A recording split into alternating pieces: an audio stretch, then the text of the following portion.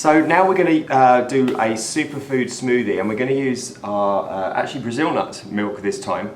And really, I've given you a recipe in your workbooks, and it's a little bit different from what we've got here. But really, at this point, it's about really trying to get you to be able to make a superfood smoothie without having to measure everything out and worry about a recipe, because that's the beauty of it. I kind of try to get to that with juicing as well. You know, when you're juicing, it's fun to look at recipes, but really it's such an easy thing to do once you just start throwing in, you know, with juices, making sure you've got something sweet, something green, you know, maybe blend it up with a little bit of avocado and just start playing around with different things to juice. Same is true with superfood smoothie. You know, once you've got your base of your nut milk, whether it's almond or Brazil or hazelnut, you've got a sweetener, which we're going to use honey here, vanilla or vanilla extract.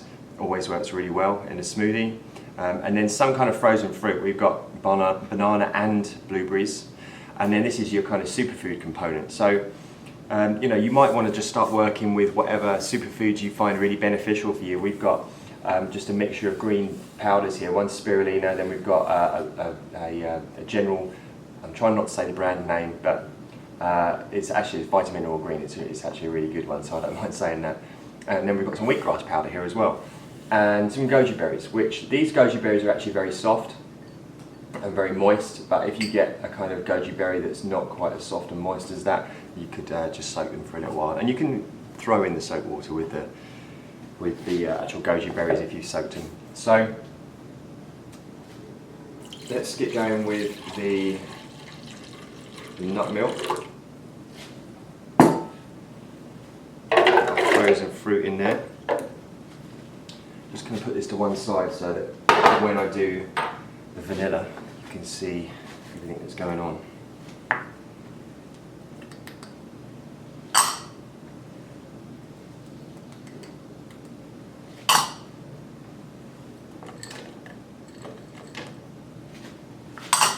Okay, so now I'm using honey as my sweetener, and really, you know, with those green powders in there, they can be a little bit bitter. So adding a bit of sweetness as well as the fruit, you know, can really work. You could use coconut nectar or, you know, any of those sweeteners if you wanted to maybe cut down on the sugar a little bit and use either xylitol or stevia.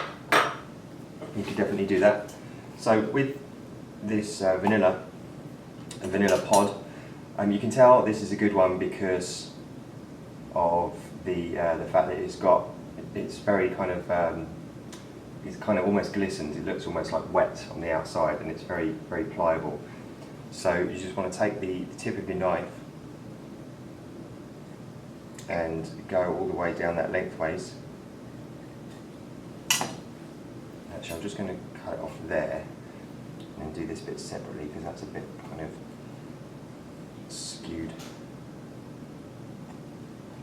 Okay, then you can go and open these up and go across it with the back of your knife, or just with a spoon, and you get a nice amount of these little seeds out of here.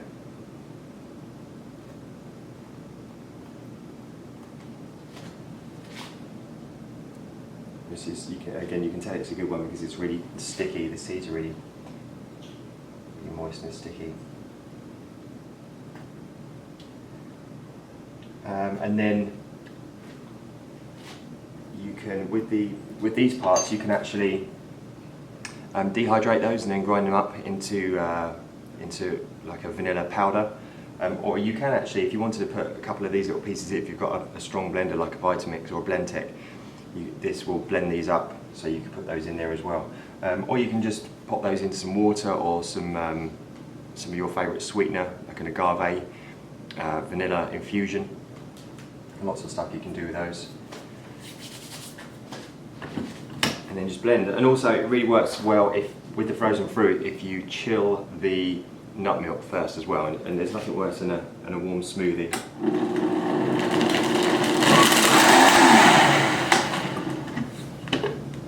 There we go.